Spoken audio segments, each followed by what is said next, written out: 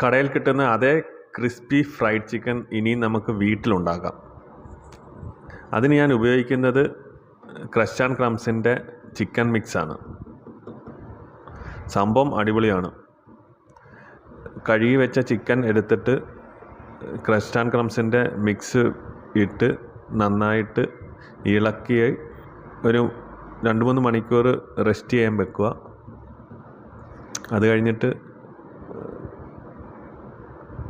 നല്ലതായിട്ട് പുരട്ടിയിട്ട് റെസ്റ്റ് ചെയ്യാൻ വെക്കുക. അത് കഴിഞ്ഞിട്ട് നമുക്ക് അതെടുത്ത് ഇതിൻ്റെ കവർ മിക്സാണ്, അത് വെച്ച് മിക്സ് ചെയ്തിട്ട് ഫ്രൈയിലോട്ടിടാം.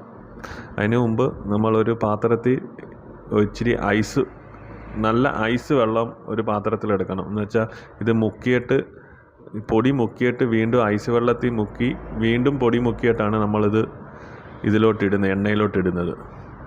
അതിന് ഞാൻ ഉപയോഗിക്കുന്ന എണ്ണ വെളിച്ചെണ്ണയല്ല, പാം ഓയിലാണ് ഞാൻ ഉപയോഗിച്ചത്. അല്ലെങ്കിൽ അതിൻ്റെ ആ സ്മെല്ല് നിൽക്കും വെളിച്ചെണ്ണയുടെ. ഇതാകുമ്പം കറക്റ്റ് ആ സെയിം ഇതിൽ തന്നെ സംഭവം റെഡിയായി കിട്ടും. സംഭവം അടിപൊളിയായിരുന്നു. എല്ലാവരും നോക്കിയിട്ട് പറയുക, കമൻറ്റുകൾ ഇടുക. Okay, thank you.